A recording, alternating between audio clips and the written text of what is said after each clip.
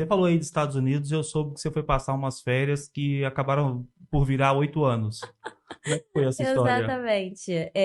Eu fui e, assim, a ideia era ficar 6 meses, estudar, fazer um período lá do segundo grau, aprender inglês e tal, porque aquele inglês do Brasil, na minha época, eu fiz 5 anos, cheguei lá, não entendia Não nada. adiantava nada. Pra Era mim não só o verbo to adiantou. be e olha lá. Eu só conheço 3 pessoas que estudaram inglês no Brasil e falam fluente, a verdade é essa. E cheguei lá para ficar pouco tempo. Na época, minha mãe morava lá, minha irmã estava lá também por um período. E eu fui visitar primeiro, adorei, gostei. Voltei para o Brasil, terminei o primeiro ano do segundo grau, que hoje em dia eu nem sei como é que chama, gente, se é científico segundo ano, terceiro ano, não sei. Na minha época era primeiro ano do segundo grau. E falei com meu pai, cara, em dezembro eu vou voltar para lá, quero ficar uns 6 meses. E aí fui em dezembro de 2001, depois do atentado. Sim. O país estava uma loucura, porque tinha acabado de acontecer 11 de setembro. E assim, o que que aconteceu? Eu cheguei lá, comecei a trabalhar, comecei a ir para a escola, minha vida eu tinha 16 anos de idade, parecia que eu tinha 30, porque eu já pagava minhas contas, já fazia tudo e tal, adquiri independência muito rápido, e acaba que quando você chega num ponto financeiro que você está se pagando, está melhorando, está estudando, está progredindo, é difícil sair dali, né? Você quer Com progredir certeza, mais com e não certeza. voltar para aquela vida de adolescente. Então, eu acabei ficando quase 8 anos lá. E assim, na verdade, não era um desejo meu, sabe? A vida foi levando para esse caminho. Na época, minha mãe, com 40 anos, a nossa família passou por um problema financeiro. A gente era classe média, enfim, classe média não alta, mas a gente nunca deixou de fazer nada, sempre viajamos. Só que aí chegou um determinado ponto que, tipo, a empresa dela estava quebrada, ela com 40 anos e tal, e pensou na possibilidade de aceitar uma proposta que ela tinha recebido em Miami na época. Ela já trabalhava com informática, tinha essa proposta na manga. Só que quando ela chegou em Miami, deu tudo errado. Já não tinha vaga, já não existia nada. E ela lembrou de uns parentes nossos que moravam em Boston.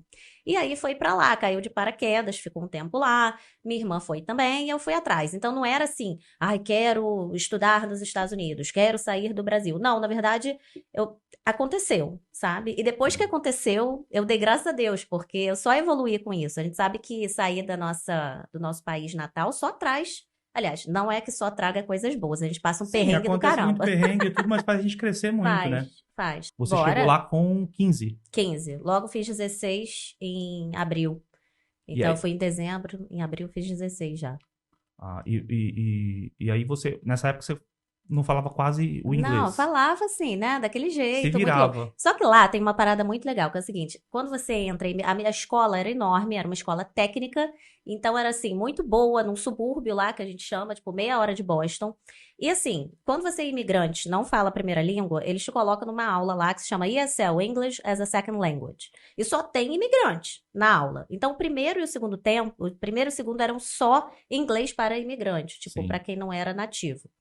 E ali, cara, eu acho que foi assim, 3 meses. 3 meses indo pra escola, de segunda a sexta, fazendo esses 2 primeiros tempos, eu já estava fluente.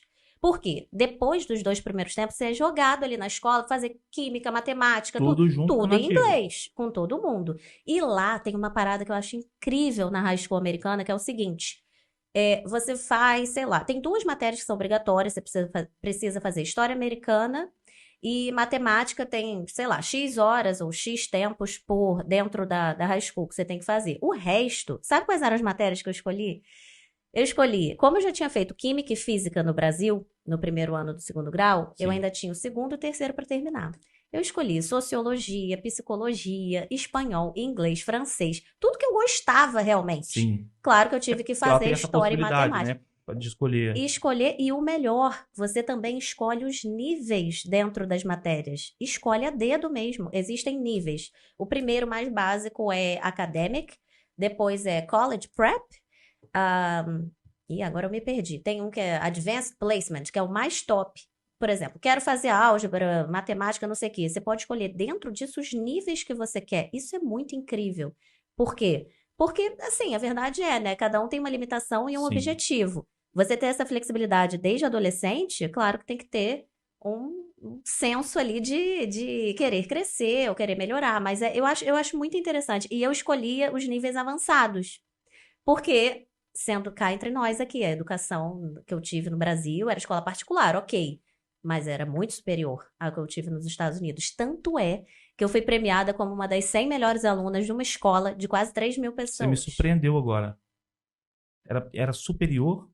O do Brasil era superior do que os Estados Unidos? O do Brasil é superior ao dos Estados Unidos. É sério? É. Olha, a gente às vezes imagina completamente o contrário aí para quem tá em casa aí, nos assistindo agora.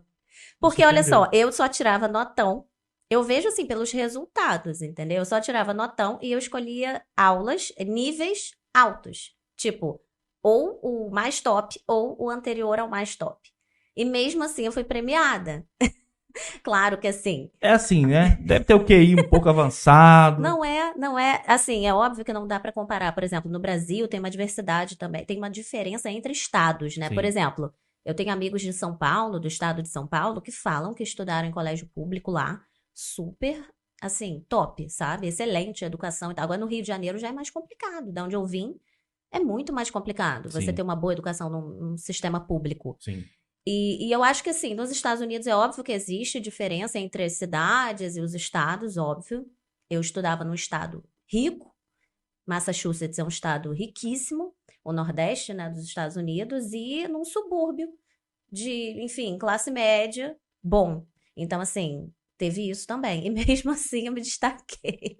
Eu passei cada perrengue de, tipo assim, de estar numa sala de aula, o professor falando alguma coisa, todo mundo levantar, eu assim, seguindo todo mundo sem ideia para onde eu tava indo, o que eu tava fazendo. Já tive que apresentar trabalho lá na frente, todo mundo riu por causa do sotaque. Já viraram para mim perguntar uma coisa, sei lá, eu lembro a primeira vez que me perguntaram no restaurante, eu era nova, né? Então tinha muita adolescente que limpava. Era ajudante de garçonete, aquela coisa, né? Americanos trabalham desde muito cedo, é normal lá. E aí aquela vibe, todo mundo conversando, e viraram pra mim, Hi, Larissa, how have you been? Aí eu olhei assim, gente, eu não tinha... Sabe quando você não tem a mínima O que noção tá acontecendo? do que estão falando com você? Respondia tudo trocado. E os clientes me pediam as coisas em inglês, tipo um molhinho que tava faltando, um sal, alguma coisa. Sal eu sabia, óbvio, né? Mas assim, tem uns molhos muito característicos de lá. E aí, o que eu fazia? A cozinha era toda brasileira, né? Brasileira, latino e tal. Aí eu ouvia, corria na cozinha. Eu, gente, o que significa? Aí ia lá, falava eles, é aquele molho lá que tá na estante e tal, não sei o quê. Aí ia lá, corria e entregava. Então, assim, é muito isso. A necessidade faz a gente aprender. Eu costumo dizer que, às vezes, a gente não aprende alguma coisa porque a gente não tá com a corda no pescoço. Porque no dia que a gente tá ali precisando aprender alguma coisa, a gente aprende. Pra tudo na vida. É na marra. E das profissões lá nos Estados Unidos? Logo com 15 anos, 15 para 16 anos. Como é que foi? O que você já passou lá? Com o que você trabalhou lá, nesse início?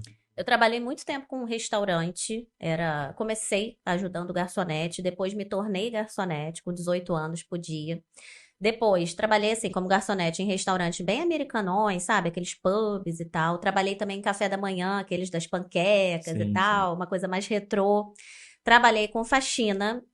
O negócio da faxina é o seguinte, é sempre uma possibilidade fazer faxina. Eu acho que qualquer imigrante, em algum momento, se depara ali com essa possibilidade, porque sempre tem demanda. É um trabalho, assim, que, pô, você vai limpar, né? Então, claro que tem pessoas que limpam melhor que outras, mas é fácil. E aí, meu atual marido, na época era meu namorado, ele surgiu com essa ideia de criar uma empresa de serviços. Na época eu era bartender, trabalhava num bar, num restaurante que eu fiquei muito tempo, quase 5 anos, 6 anos, alguma coisa assim.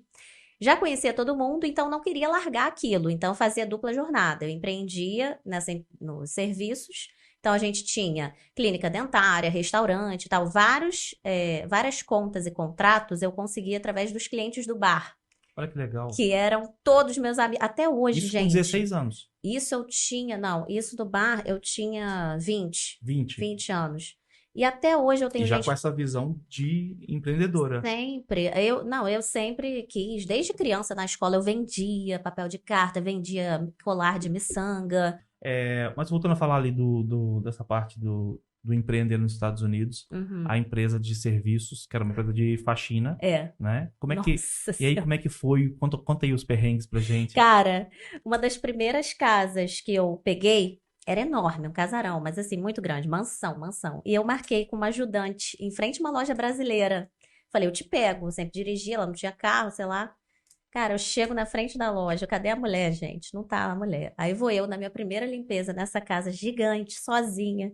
Não tinha tanta experiência, né? Depois eu peguei no tranco e acabei só mais ou menos administrando e fazia também faxina. Mas, cara, eu demorei, eu acho que eu fiquei mais... Porque lá é assim, nos Estados Unidos, a limpeza é muito diferente. É aquele passar um paninho, não tem esse negócio de jogar água e tal. É Sim. bem superficial. Só que os lugares lá são gigantes, então dá trabalho. É cada casa enorme, né? Enorme. Então eu limpei tudo sozinha, demorou muito. Demorou, tipo assim, 10 mil vezes o tempo que eu imaginava. Mas assim, foi o primeiro cliente. Mas tem vários perrengues. Tinha uma casa no meio do mato, assim, sabe filme? Quando você vai dirigindo, assim, chega aquele casarão. Era sábado que eu limpava essa casa. Eu levava também uma ajudante. Cara, a casa, eu nunca vi tanta teia de aranha. A casa tinha aquele viado na parede, uma coisa meio rude, meio... Sei lá como é que chama, sabe? Nos Estados Unidos, essas casas, assim. Mas era muita aranha. E o medo de limpar aquelas aranhas, aquelas coisas. Então, assim, muito perrengue. Obra também. Depois das obras, a gente ficava branca e limpava tudo. Aqui, inclusive, em Portugal, é muito comum, né? Faxina pós-obra aqui, porque tem muita reforma, né? É a mais difícil, porque pra obra, você tem que pegar aquela casa e limpar, tipo assim, as 10 vezes pra ficar limpa. Porque pó, tipo, volta, entendeu? Você tem uma trabalheira e volta. Então, certo. Assim, muito perrengue. Já deixei um computador cair na clínica de dentistas, e caiu o computador, graças a Deus não quebrou. Já peguei, sabe aqueles aspiradores de pó que você coloca assim nas costas? Sim, sim. Uma vez eu virei... Parece um caça-fantasma.